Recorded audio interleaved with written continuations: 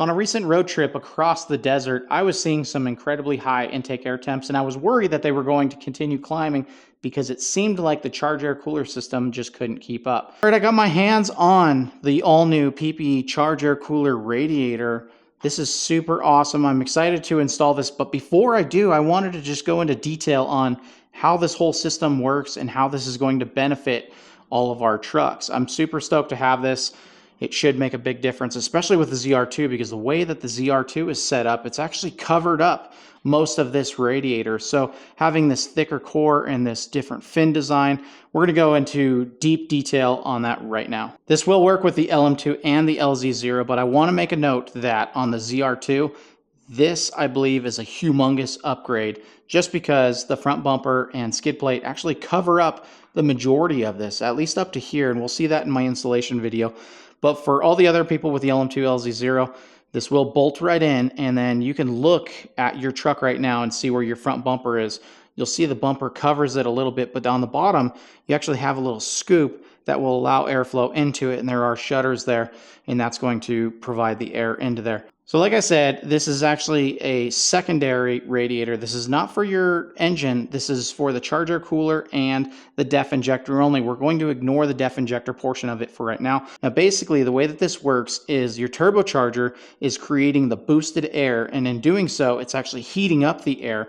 And as it travels through the charge air cooler on the top of your engine, that is mixing with coolant from this, and that's how you get your cooler air into your engine. So that coolant is ran by a pump, an electric pump, and it's pumped from the charge air cooler through this radiator where it is now cooled down and then back into the charge air cooler, which then cools down the air going into the engine. Now on PPE's website for their charge air cooler, it actually has a chart where it shows as the temperature increases for the intake air temp, the engine will actually start to pull power in order to save it. The more that you can cool down the intake air, the better off you are. And that's where this radiator comes in, because the cooler that this fluid is, the coolant, or your intake air temp is going to be. One thing I really like about this is that they actually maintain the factory mounting locations on both sides, and that is super good, as well as the factory locations for the hoses. You can see the upper hose right there, and then the lower hose is in the exact same spot. So you're reusing all of your factory stuff. Just a simple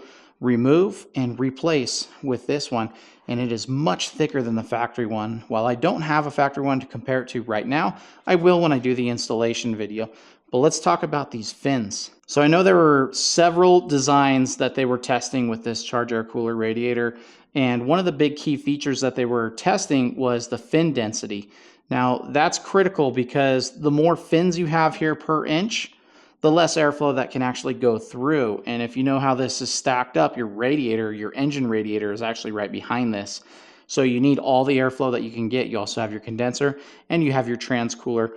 Some of that is up above it, but I'm just saying airflow is key. You must get it through all of the coolers in order for it to be efficient. So they ended up with an 18.5 fins per inch setup on here, and you can see the amount of spacing in between there, so there's nice airflow. These are all aluminum end tanks. On the factory one, they're actually plastic, and they can leak, and this is going to be a leak-proof setup on here. There's only one thing left to do, and that is to install this, and that's coming up soon. And I'm super excited for that because on one of my recent road trips, I actually found that the stock system was falling short as far as keeping the coolant temps down. And that was just normal driving, not even towing. So this is going to make an incredible difference in just regular driving as well as towing, keeping those intake air temps down because the coolant is going to be cooled.